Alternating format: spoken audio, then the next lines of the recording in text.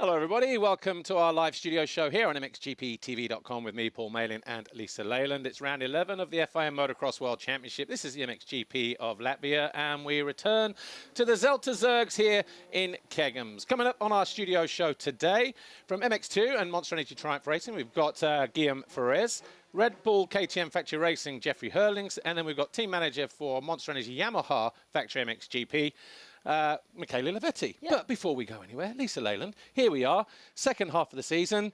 It's all downhill from here, isn't it? It's gone super fast. Time flies when you're having fun. Absolutely. Hey, you're not going to you do this, your joke, every time we're in Latvia. You haven't done it this year. No, because it's old. You always give me grief. You've done it for about 10 years. 17 years I've been doing that joke. But why don't you do it this weekend? No. Oh, I like that joke. That was one joke that was pretty funny. Okay. But anyway. All right, Lisa's Leyland. Thank you for... Okay, shall we meet our first guest? Let's Guillem do that. Monster Energy Triumph, Factory Racing. Come and take a seat. First time on the studio show. And, wow, what a fantastic weekend you had last weekend. And, Guillem, great to see you. Now, before we talk about what happened in Germany, for those who don't know, maybe new to MXGP, you're new to the paddock this year in MX2, but you're not new to the paddock because you raced 125 and 250 European Championship before you had a stint in the US. Is it good to be back? Yeah, it's really good to be back.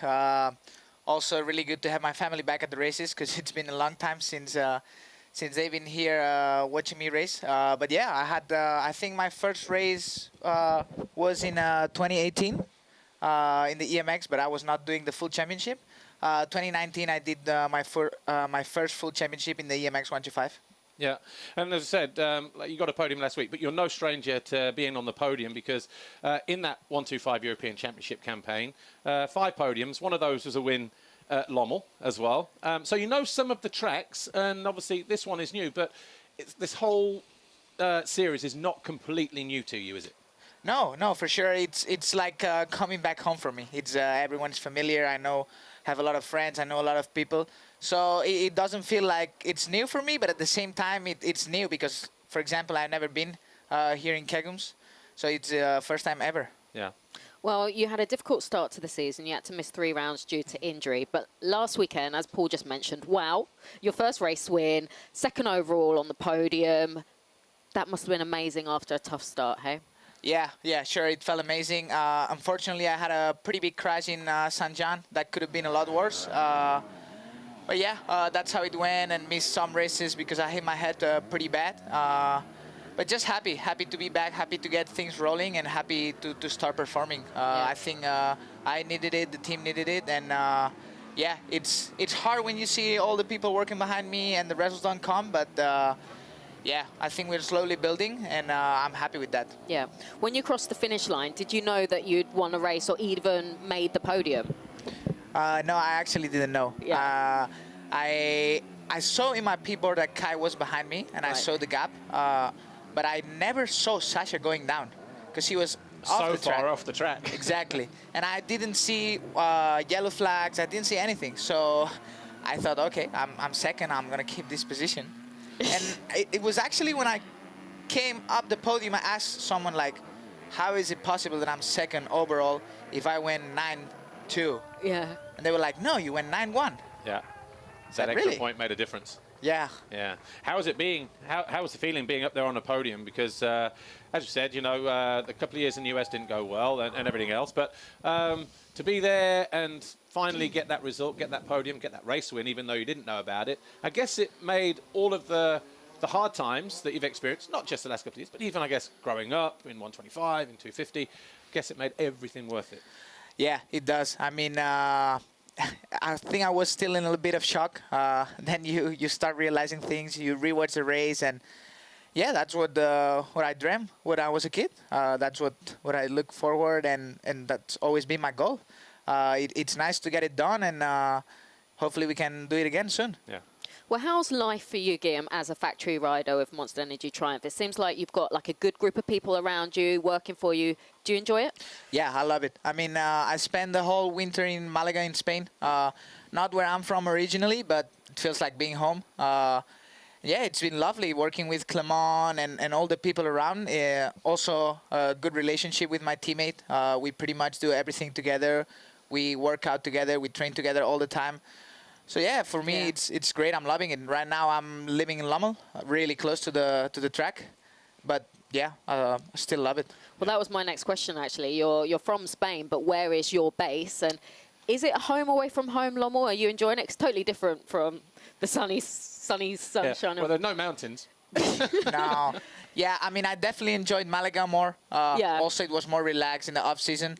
But I don't mind being in Lommel. I think Lommel gets more fun in the summer when you have a bunch of people around there all the time. So, yeah, I have a really nice little place, and Camden lives really close to me. So, yeah, we do a bunch of stuff together, and we have some fun also. Nice. Are you part of his golf network with Kai and everything else, or are you just not a golfer? Nah, I don't golf. Also, never in America. I've never golfed. Not a big fan. And it's a massive thing here, isn't it? A lot of the guys like playing golf. I think it's quite chilled, isn't it? Yeah, we play paddle. Me and Camden, we go play paddle. We try to go once a week, and we have a lot of fun playing paddle. Well, look, obviously, as we enter the second half of the season now, round 11, the result last week, what has it done for your confidence? Were you always confident that a result like last week would come, or is that now just tick the box and you thought, right, less pressure now to sort of perform, I've done what I know I can achieve, and because that's some of the not the problem, but, you know, as a rider, when you believe that's where you belong and you don't get it, sometimes you can work over hard and make mistakes and whatever else. Now you've visited the podium, you can just kind of, okay, we can breathe, now tick off another race winner and, you know, maybe a GP win. Yeah, I mean, I always believe I can belong there. All the people around me also believe that. And but yeah, getting it done, it's a booster. So I think that's going to help in the next races. But to me, it's a new weekend, you know. I enjoyed last weekend's podium, but now it's a reset button and ready to get another good weekend. I guess that's one thing that people who maybe don't race or have never visited a podium, never, you know, certainly a decent level and the highest level in MXGP, you know, they think this celebration goes on forever and ever, but the reality is, you know, you step off the podium, you do your interviews, you do your press conference, you get changed, you go home, Monday, new week, new day, new challenge, coming up the following weekend. Back to business. Yeah, you don't have time to enjoy it, do you? No, exactly. I mean, I finished the race in Germany, drove back to Lommel, 5 hours with Camden by my side. And yeah, Monday, went swimming, laundry, goggles, you know. It's a process, isn't it? Yeah, exactly. Every week it's the same thing. How was the drive back with Camden, actually? Was he like sort of backseat driver, telling you to do this and, you know, whatever else, or is it just laughs all the way home? Oh, no. Camden just pulls his hat down and he's sleeping after 5 minutes. He's the birthday boy today, isn't he, Camden? Yes. It's his birthday today. Oh, wow. Didn't know that. Yeah. Did you not know that? No. I saw it come up on MXGP story, but I couldn't open it, so there you go. Anyway, we are out of time. But again, Perez, enjoy the rest of the season. What tracks are you looking forward to most now, coming up? Matterley? Yeah, Matterley. I've rode there one time, but it was really muddy. So hopefully this year we get lucky. Oh, it's 2025. Of course it's going to be muddy. I don't want to burst your bubble, but the weather is... Yeah, it's following us around. No comment on that one. But fingers crossed. Anyway, Guillem Perez, Monster Energy Triumph Factory Racing, thanks for joining us, and all the best this weekend and for the rest of the season. Our next guest, Jeffrey HERLINGS, is getting ready to come and join us in a moment, but before we catch up with Jeffrey, here's a snippet from our latest episode, Turning the Tide, Behind the Gate, and it's an introduction to the French Grand Prix in Ernay a couple of weeks ago.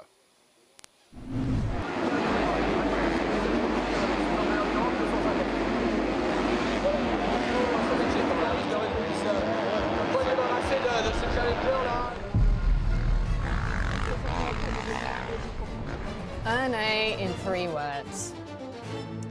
Explosive.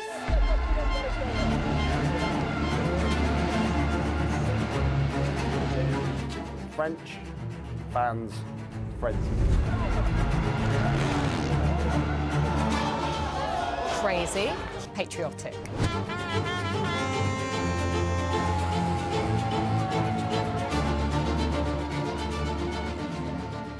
The French hillside circuit of Ernay has really built a reputation over the years as one of the most iconic motocross venues in the world, and that's mainly due to the fantastic Motocross of Nations events it's held in the past, in 2005, 2015, 2023. And also, every time we have an event at Ernay, the fans that turn up are just a different level. Hugely enthusiastic, they know how to party, and they know how to support their riders all the way through to the finish line. And we've seen that many a times during a race at Ernée when you see a rider make a pass near the front and the whole venue will erupt. And we've definitely seen over the years many French riders, whether it's in individual or team success, really carve their name in the history books of Ernée.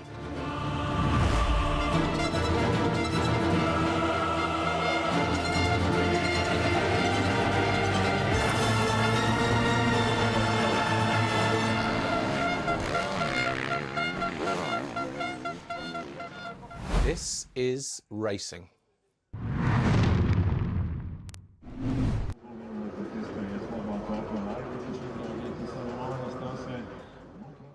Hello everybody, welcome back to our live studio show here on MXGPTV.com with me, Paul Malin and Lisa Leyland. We're in Latvia for the MXGP of Latvia at Keggums. Jeffrey HERLINGS, Red Bull KTM Factory Racing, joins us now.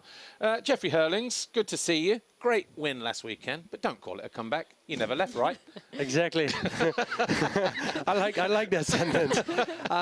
Actually, I did leave because when I just got back to see, I'm like, what am I doing here? But yeah, it just took me 7 races to get back to winning. Obviously, had a bit of setback again in Portugal, but no, I'm thankful to have at least already 1 win on the season. Yeah. Well, seriously though, how difficult was it to come back from that injury? Because from my memory, I don't think you've ever had a knee surgery before or anything like that. Oh, can I knock some wood somewhere? Yeah. Well, you've had it. So. Yeah, well, I had it now, but it's just a weird injury because actually the week after it happened, I was just walking around through my house. I'm like, why should I get surgery for? You know, I'm all good. But then obviously, the knee has a bit of friction, let's say, in the movement. So I'm like, yeah, if I still want to race for a year or 2 or 3 or 4, I just need to have it done good. You know, you can't go out racing and being scared you can't put your foot out. So obviously, you know, you can take as much risk as you want. I mean, some riders return like Jet now within 3.5 months, I think, 3.5 months. And some take like 9 months, and in football, 9 months is like really the minimum kind of. So I came back on the bike around 5 months.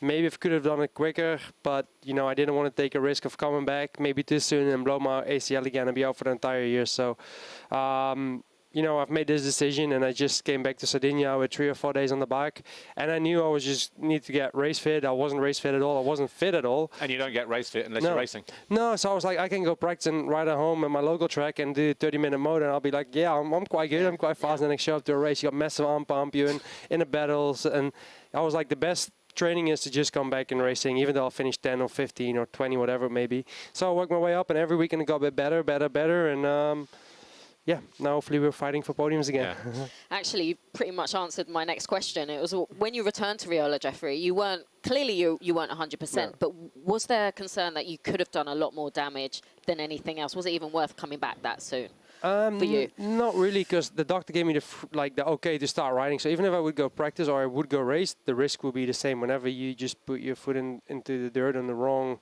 angle, it could happen. So it could happen as much as in practice on a race, because when it happened in Valkenswaard last year, I was it wasn't a race, but I had no one in front of me, no one on the back of me, and I just twitched a little bit wrong, and that's how it happened. So I didn't have any more risk, but yeah, I just wanted to race because I felt like that was the best practice. Yeah, exactly. What's been the hardest part for you, Jeffrey, through all of this? Clearly you've been very frustrated, because actually you even said it yourself, in Riola you were almost lapped. Things like that, psychologically, they're not easy, are they?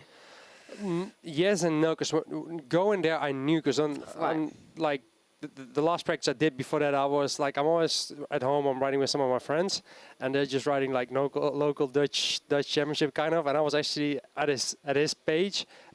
So I was like, I knew I would only get 15 or 20. Okay. So it's not that I came to Riola like with high hopes, saying like, hey, I want to come and win this thing, or I want to. Even like me doing that speed in the second motor, first 3-4 laps was quite impressive. I was completely out of breath, arms rock hard, but Popeye. Yeah, Popeye. I'm like, yeah, boys. And then I had to drop back, but no, I think I made the right decision. Yeah. Well, last week in Germany, everything seemed to click. How much of that was down to you sort of being back to 100% fitness? How much is that down to the starts? Because I've noticed in recent GPs, starts have been on point more than they have in a long time. Obviously not having a black plate yet, but actually in Germany I was 3 times second, I think. So obviously there the gate position really helped. But also in Ernée I had a good start in the first moto. So hopefully do the same thing around here. I think everyone is working on that start. You know, it's not just us within KTM or as I think Honda, Yamaha, Kawasaki, they're all just working on the start, because you could see in Tuchenthal, especially also when it was dry, how important the start was. Like almost no passing was getting done because the speed is very close to each other, and then yeah, the track didn't really allow you to make passes really easy. So yeah, everyone's working on the start. So it's not that I'm being bad, it's just everybody's working on that thing constantly. Talking of passes, you passed Roman and Lucas here in the same part of the racetrack. Yeah. When did you realise that that was a better option, around the outside and doubling in? When I was behind Romain, I was just trying to find lines because I didn't want to ride in them roofs, so I gave them like 5 seconds to make sure I was not in that roost. And in the mud race, you know yourself, you're from Britain, so you've been riding in the mud a hell lot of times. Yeah. So even 5 seconds in the mud is not a big thing. It's not like when the track is like would be like in first motor, then 5 seconds is a big gap. But yeah, I just didn't want to ride in the roofs for like trying to get the goggle, keep it clean and keep it safe. And I was just trying to find new lines, and I was like, okay, everyone's riding the same line. There must be different lines to work on. So I found that line outside, and no one really could see it. And you could see with Romain, and you could see with Lucas, they were trying to defend. So they were not going to try anything new, anything risky, because they didn't know, like, I might go inside and pass them. So they just did their own line, while I had options to try new lines. And I knew if I was going to do it, I had to do it there. Sure. Well, you just mentioned him then. A rider that's turning a few heads at the moment is Lucas Koenen. How impressed, Jeffrey, have you been by his performances of late? I already told him last time in press conference, like, I'm really impressed. Should we impressed? Maybe yes, maybe no. I mean, last year, already 2 years ago, when he showed up in the MX2 class, he was already winning GPs in 2023. He won a lot of GPs in 2024. So am I impressed? I'm impressed that he didn't crack under pressure. I'm impressed he doesn't crash that much, because he used to crash quite a few times on the MX2 bike. I'm impressed about that. I'm not impressed about his speed, because we all knew he would have had that speed, because he was super fast in MX2 as well the last 2 years. Yeah. Well, you know what? Last week on the podium, I love this clip. Can we play that now? Watch this here. You know when you've not been on the podium for a long time, when the new kid on the block comes in and says, right, there's one more anthem here, Jeffrey. Put your hat on. And I like the look. I was like, yeah. Oh, the cap, yeah. I've been there like, what, 150 something times, and I still forgot. Like, man, come on, give me a break. It's been a while since I've been winning. Brilliant. It's like the last time I was on the podium was like probably September last year. So, Give me a break. So it's been like 9 months. Yeah. Well, look, you mentioned arm pump as well, like, you know, during the whole return and stuff like that. Obviously, there's been a lot of tracks. I was talking to Jan Postema this morning, and he was telling me this, that how I've been complimentary towards you in your return. He said, because I wasn't beating up on you like other people where, oh, Jeffrey's done this, that, and the other, blah, blah, blah. But I'm also explaining... Better don't. No, I don't. No, but I was explaining the fact that even when you had arm pump maybe in Ernée, it's because you're on a track that you've probably not ridden again in these kind of conditions. You can ride a track in training, and it's never going to be the same as what you get. And so it's understandable that you get that arm pump. Do you feel those arm pump issues are kind of done and dusted now? Or? Yeah, it's getting less and less. It's definitely, I mean, even in Ernée it was already way less, but even riders who've been racing since February, they have problem at Ernée. Because like, even when you go practice, you know yourself, I mean, you've been a great rider in the past, like, you barely find tracks like that. Either you find them flat, or either you find them blue groove, rock hard. So to find a track that grippy, that rough, that choppy, you almost never find them. You have people pushing you left, right, behind, in front, you try to overpass, so you're never in that kind of motion and that kind of fight. So that's why in practice I never have it, but like the last race has been much better. Before we go, real quick, you've only had 8 victories around here. I gave away two times on the last lap. I think 21 I crashed like a couple of times before the finish, and then 2020 I think as well. So let's rephrase that. You could have had 10 victories around here. Could have, would have. Are you ready for another one this weekend? I'm gonna do my best. Like I'm always trying to be very polite. Like, I'm gonna do whatever I can. But it will not be easy. Like hopefully the weather stays a bit dry. I think the weather forecast looks quite okay for now. The track was quite muddy this morning, but yeah, just let's make the best of it. Cool. Jeff, always good to see you in here, mate. All the best. And yeah, good job last week. See how it goes for the second half of the season. Thank you so much. Appreciate it. Right, our third and final guest is waiting to come and join us, Michele LAVETTI. So before we catch up with him, here's another little snippet from Behind the Gate, our latest episode, Turning the Tide. I believe it's Maxime Renaud talking about Ernée and what that means to him. Enjoy.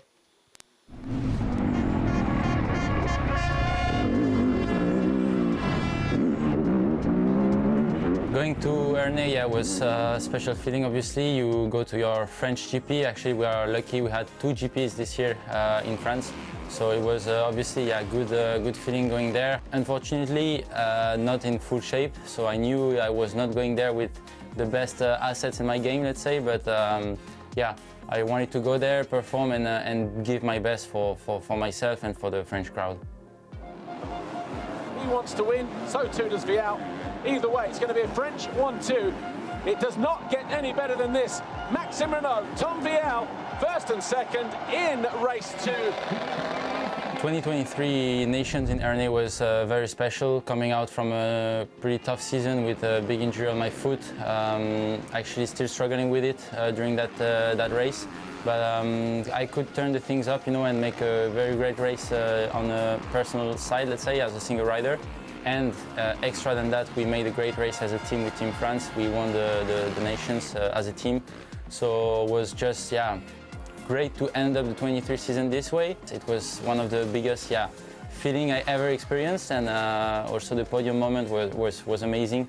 So very glad I could live that once in my life. And yeah, for sure I will remember it till the end of my days. Latvia sporta stāvokļa laiki no vietas secībai pie starta barjeras. Hello everybody, welcome back to our live studio show here. The final part of this round 11, the MXGP of Latvia here at Kegums.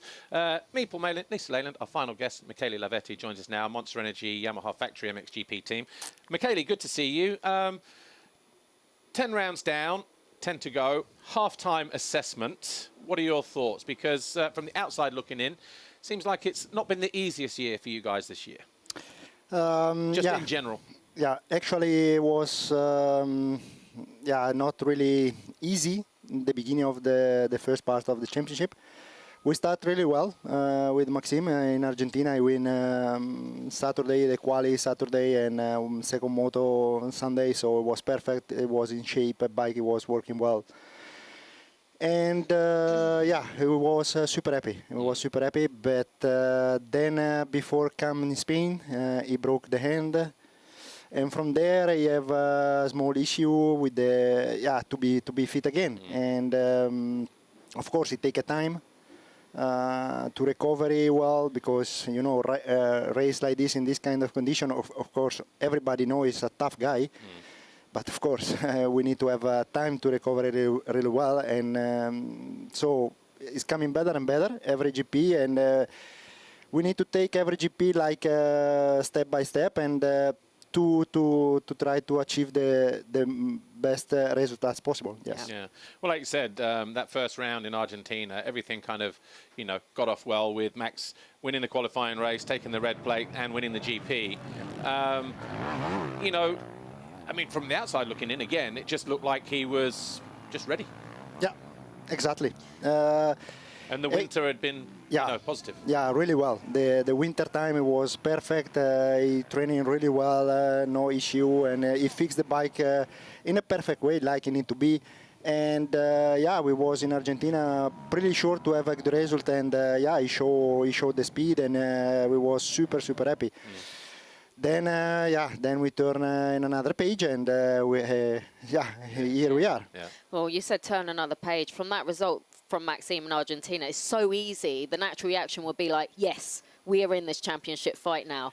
But then that next page was the next round where he got injured. So highs and lows. And a lot of people didn't know about it. And obviously, I guess a lot of people didn't even believe that he could ride, you know, exactly. within the team. Myself also. Yeah. Because he hurt himself 2 days before the GP. So we say, wow, now we have a problem. And had the surgery. And then a surgery. Directly on the night, the surgery, and...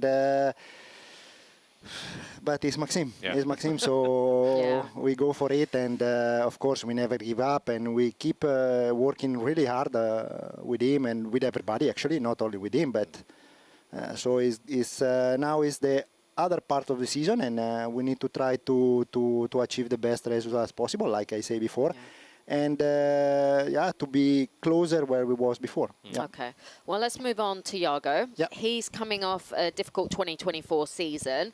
Yes, he won the qualifying race in Lugo, but what does he need to do to become a regular top 5 rider again? Actually, Iago was, like you say, is coming from really difficult season last year because actually was not riding at all about the injury, and it was actually really big one. Then he's coming better and better, and he go back on the bike and he feel okay, and like you say, we arrive in Lugo, he win the quali in Lugo. It was really nice for the team and for everybody, also for himself. It was really nice to win again the confidence with the bike and with the position where he need to be. You need to have just all the puzzle together, you know, to make a good lap, a good start. So it's, you need to have, because he makes some good moto, and sometimes he's struggling a little bit for the second motor or opposite.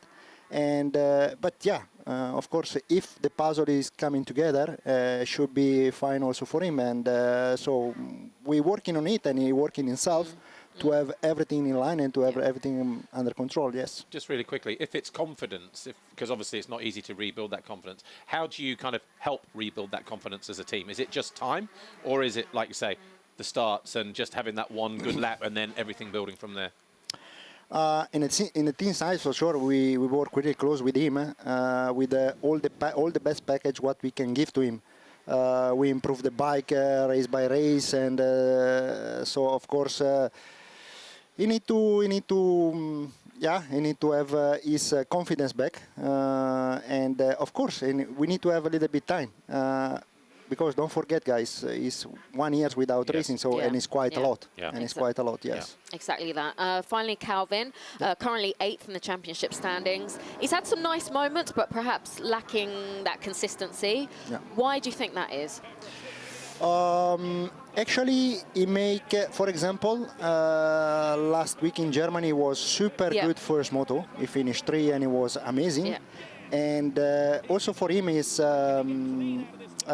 kind of put the puzzle together, you know, because he's super fast in the time practice, and actually he's one of the best because he's finished 5, 6, sometimes 3, 2. But unfortunately, last week in the second moto, he touched one big rut and he twisted a little bit the knee. So that's why he was struggling in the second moto. So we need to have time off this week to recover a bit the knee. But how was it in the free practice this morning? Was okay?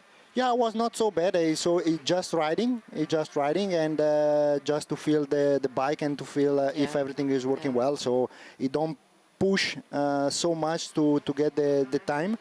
But yeah, he feel okay. So we are in the good way, I hope. Well, as I said a moment ago, he got a 3rd in that first race last week. Had he not tweaked that knee, how far or how long do you think it would have been before we'd see him regularly, you know, sort of pushing for those podiums?